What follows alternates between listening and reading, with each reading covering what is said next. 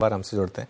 आइए उनसे समझते हैं कि उनका इस समय क्या मूड माहौल है। Sushil ji, good morning.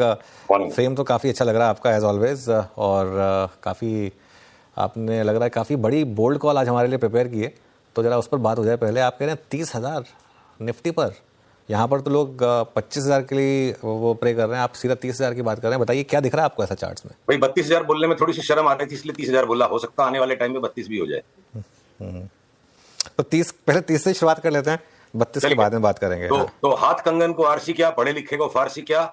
आप लोगों ने मुझे चार्टिस्ट बताया हुआ है, तो मैं चार्ट ही दिखा के बात करूंगा। बाकी मैं हर एक विषय पे कर सकता हूं, पर सच्चाई चार्ट से दिखती है। पीसीआर से अनुरोध है, इस चार्ट को खोलें और इस चार्ट को देख के आप मेरे साथ आनंद लीजिए। पीसीआर से अनुरोध है, मेरे स्क्रीन पे जो चार्ट है इसे कृपया दिखाएं। ये जो चार्ट है आप देखो, ये चार्ट चीख चीख के कह रही है कि मुझे ले लो। ये रेशियो चार्ट है, इसकी वैल्यू अभी आप देखोगे करीब 3.8 है। और चीख चीख के क्या कह रही है, एक साल से लेकर सवा साल में 3.8 वाला हंसते हंसते 5.5 हो सकता है। ये किस चीज की चार्ट है? Nifty prices divided by S&P 500 prices. यानी कि अगर अमेरिका, यानी कि 45% तक का आउट परफॉर्मेंस संभव है अगले 12 से 15 महीने में। यानी कि अगर S&P में 20% का भी करेक्शन किसी वजह से साल के बीच में आ गया, तब भी हो सकता है उस टाइम पे निफ्टी 45% ऊपर हो करंट भाव से। तो आपको विवादास्पद लग सकती है, हास्यास्पद लग सकती है ये बात, तो इसके लिए मैं आपको इतिहास दिखाऊं। पहले आप इतिहास में देखो कि ये तो मैं सिर्फ एक साल के अंदर 45% की आउट परफॉर्मेंस की बात कर रहा हूं।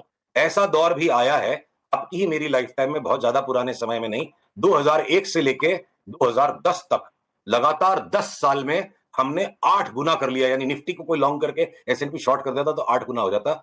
10 साल में अगर 8 गुना हो गया, 5 साल में 4 गुना हो गया, तो अप्रोक्सीमेटली 35% की कंपाउंडेड आउट परफॉर्मेंस 10 साल तक लगातार आई है। तो एक साल में 45% की आउट परफॉर्मेंस आ जाना बिल्कुल भी बड़ी बात नहीं है, जब पिछले 15 साल से हम करीब करीब साइडवेज रन कर रहे हैं। इंडिया की जो यूफोरिया का मोमेंट है, ये किसी भी एक बुलिश फेज में या बेरिश फेज में, जनरली मार्केट के 3 इमोशनल स्टेट होते हैं। पहला स्टेट बिल्कुल अविश्वास का। कोरोना के क्रैश में किसी को विश्वास नहीं हुआ कि निफ्टी यहां से वापस घूम करके अंशण तेजी हो जाएगी। 2020 में अनुज आपकी मेरी स्क्रीन पर बिल्कुल जबड़ा jaw falling on the floor वाली बातचीत हुई थी 7,500 निफ्टी पे कि हम वापस 12,000 और उसके ऊपर निकल रहे हैं। और उसके बाद एक कॉशियस फेज आता है, कॉशियसली बुलिश, वो हमने 22-23 में पूरा कर लिया। 24 के सेकंड पार्ट में सबकी खाया पिया निकल गया, सबकी चर्बी निकल गई। जो भी प्रशांत जैन कह रहे थे ना कि स्टॉक मार्केट में पॉपुलर ओपिनियन नहीं होता है, तब जैसे त्राही माम मची हुई है, ट्विटर पे जो मीम्स आ रही है और जिस तरह से लोग हमारा विरोध कर रहे हैं। देखो 26,500 पे मैंने आपके साथ अब ऑन एयर बात की थी, 23,000 हो जाएगा निफ्टी, लोगों ने मुंह बनाए और अभी भी इस बात पे लोग मुंह बना रहे हैं। तो लोगों का काम है, वो करेंगे, वो ह्यूमन नेचर है। पर ये जो इस तरह की यूफोरिक स्टेट अगर आ सकती है, तो मैं खाली इंडेक्स को तो देखकर इस तरह बावड़ा नहीं हो सकता। तो हमने लास्ट 15 दिन में अनुज तकरीबन बाजार की हर एक चार्ट को गहराई से निचोड़ा और बहुत कोशिश की कि ऐसे कोई स्टॉक्स हमें मिल सकते हैं जिनमें शॉर्ट सेलिंग करके यहां से 20-30% बन जाए। तो आंसर है साफ सुथरा क्लियर कट, ना, बिल्कुल ना। बेचना यहां पे गुनाह हो सकता है। इस तरह की चार्ट्स हैं। तेजी शुरू नहीं हुई है, 23,300 के ऊपर जाने के बाद आज की हमारी वार्ता को ट्रिगर किया जाए और अब से लेकर बजट तक की अनिश्चितता में 23,300 से लेकर 22,700 तक की फ्लक्चुएशन बिल्कुल स्वाभाविक है। देखिए सुशील जी, मैं वैसे खैर आपको सिर्फ चार्टिस्ट नहीं मानता हूँ, मैं आपको एक एज ऑलराउंडर ट्रीट करता हूँ। तो अब ये अगर मार्केट इस तरीके से भागेगा 30,000 पे, तो ऑब्वियसली उसको कुछ लार्ज कैप लीड करेंगे। तो आपकी प्रिफर्ड पिक्स क्या होंगी लार्ज कैप्स में? ये इतना कठिन सवाल है अनुज, क्यों कठिन है आपको सुन के हंसी आएगी। हमने अपनी इंटरनल डिस्कशंस में अपने क्लाइंट्स को ये बोला कि आईटीसी जैसा स्टॉक नहीं लेना है। क्यों?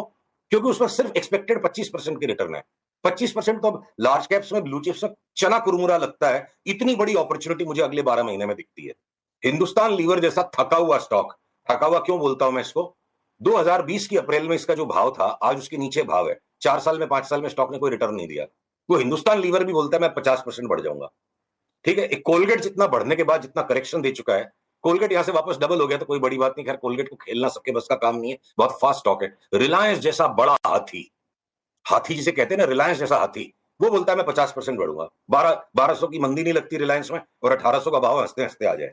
तो अगर ये रिलायंस और लीवर के 50% को मैं बेंचमार्क मान लूं कि जब ये हाथी भी 50% रिटर्न देंगे, तो फिर हमने अगर कोई होशियारी की तो वो होशियारी तभी साबित होगी जब 75%, 100% तक की भी रिटर्न मिले। तो देखिए, स्टील के स्टॉक्स को हमने ध्यान से देखा। टाटा स्टील बोलती है मैं 118 116 के नीचे जाने की मेरा मूड नहीं, मैं 200 हो जाऊं।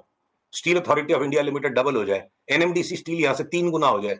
जिस हिंडाल्को पे हम बार बार पिछले 1 साल में अनुज आपसे बात होती कि हिंडाल्को को कूट दो, मार दो, गिरा दो, वो हिंडाल्को अभी 900 के ऊपर जाने के लिए तैयार है। अगर मैं हिंदुस्तान जिंक और हिंदुस्तान कॉपर जैसे स्टॉक्स पे आऊं, डबल हो जाएंगे। मैं स्मॉल फाइनेंस बैंक पे आऊं, ये एयू बैंक जैसा भी जो रिजल्ट आ गया, नंबर आ गया, चार्ट चीख रही 800 850 का भाव हो जाएगा। सारे स्मॉल फाइनेंस बैंक, जाना स्मॉल फाइनेंस बैंक एक ही दिन में 20% उस दिन उछल गया था। तो पता नहीं निर्मला मैडम क्या देने वाली है कि स्मॉल फाइनेंस बैंक्स लग रहे सारे आसमान के ऊपर चले जाएंगे। जिस एलआईसी पे हम लोग लगातार 1 साल तक करेक्टिव मूड में थे, वो हो लिया एलआईसी का करेक्शन। 1300 1400 का भाव एलआईसी लगता है। एसबीआई इंश्योरेंस, लाइफ इंश्योरेंस या आपके एचडीएफसी लाइफ, ये सब लगते हैं न्यू हाई में चले जाएंगे।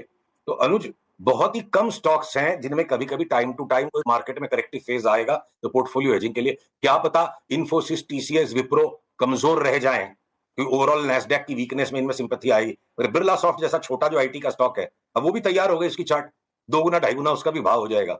तो जैसे हास्यास्पद लगती है शुरू में कोई भी बुल मार्केट जब स्टार्ट होती है, फिर वो विवादास्पद लगती है, और उसके बाद एकदम से जो फ्रेंजीड कंसेंसस आता है, जैसे 26,500 पे फ्रेंजीड कंसेंसस था और हमें लोग उस नजर से देख रहे थे, पता नहीं ये कौन से पागल खाने से छूट के आया है। तो सेम बात आज भी सबको महसूस होगी। यही ह्यूमन नेचर है, यही स्टॉक मार्केट का नेचर है, यही हमेशा से क्राउड्स का बिहेवियर है। मेरे को 2025 में खतरनाक भयंकर तेजी नजर आती है। क्या पता डॉलर इंडेक्स 15% घट जाए और इंडियन रूपी 12-13% अगर स्ट्रांग हो जाएगा, 25% तो निफ्टी उसी में हंसते हंसते बढ़ जाएगी। तो हमने एक बात पूछता हूं मैं, उल्टी बात करते हैं चलो। जिस दिन चुनाव के नतीजे आए, मोदी सरकार की सिर्फ 240 सीटें बची। लास्ट 10 साल में भारत के लिए इससे बड़ी कोई विपदा की परिस्थिति थी नहीं। सबका ओवर कॉन्फिडेंस जो था, एक झटके में इंडिया का कॉन्फिडेंस पंक्चर हो गया, गवर्नमेंट तो कमजोर हो गई। 21,000 की निफ्टी एक झटके में हो गई। कोई ने सोचा था 26,000 की निफ्टी फटाफट आ जाएगी वहां से। तो हमारी जो कल्पना है उसको हम अपनी बुद्धि समझने की गलती कर लेते हैं, और सबकी कल्पना सीमित है। और यथार्थ जो है, सच्चाई जो है, एक क्राउड की जो ताकत है, करोड़ों लोगों की जो ताकत है, वो हम सबकी कल्पना से ज्यादा ताकतवर होती है।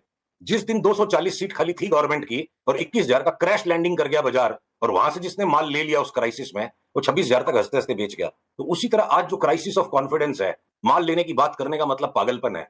तो हम तो देखिए, जो लगेगा तो स्टॉप लॉस लगेगा। जो हमने अपने निवेशकों को सलाह दी है वही हम आपके भी दर्शकों को बता सकते हैं। ओके सुशील जी, फिर एक बात बताइए, बजट से क्या एक्सपेक्ट करें हम, और बजट रिलेटेड सेक्टर्स पे क्या, जैसे कैपिटल गुड्स वगैरह होते हैं, उनमें क्या फिर लॉन्ग बनाए जाएं? हाँ, तो देखिए, जो देखिए बजट का एक्सपेक्टेशन और मार्केट उस बजट पे क्या करेगा, दो अलग अलग चीजें हैं। तो हो सकता है कि काफी साल हो गए हैं गवर्नमेंट ने कोई इनकम टैक्स में कंफर्ट नहीं दिया लोगों को, और जिस तरह से चार्ट्स का स्प्रेड है, जैसे एफएमसीजी के स्टॉक सारे 50-60-70% भागने तैयार हैं, या कंज्यूमर ड्यूरेबल्स, व्हाइट गुड्स में भी बड़ी तेजी लगती है, सबकी चार्ट्स में तेजी लगती है। तो मैं अंदाज लगा सकता हूं, वो रॉन्ग भी हो सकता है, और ये पॉलिसी आए बिना भी बाजार ये काम कर सकता है कि कुछ इनकम टैक्स के अंदर में रियायतें मिले, लोगों की जेब में पैसा सरकार डाले।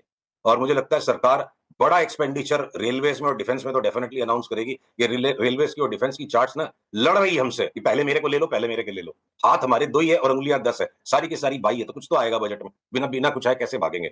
आपका जो सवाल है कैपिटल गुड्स पे, देखिए लार्सन एंड टुब्रो ऑलरेडी जिस तरह से साइडवेज बैंड में चल रहा है, तो अगर कोई फायर सेल आ गई, कोई कारण से कोई कॉर्पोरेट इवेंट ऐसा आ गया कि अचानक से आके कोई कूट जाएगा, 3500 का भाव में मिलेगा, तो लेंगे 3500 से लेके 4500 में। ये केपेक्स के जो स्टॉक्स है, चाहे एबीबी, सीमेंस, आपके इवन कमिंस जो हमारा ज्यादा फेवरेट रहता था, लार्सन, ये अंडर परफॉर्मेंस दिख रहे हैं अनुज। तेजी सभी चीजों में आएगी, पर जब 50% लीवर और रिलायंस देंगे, तो मैं 30-35% कमाने के लिए ये लार्सन और कमिंस क्यों लूंगा? मेरा आंसर ये है।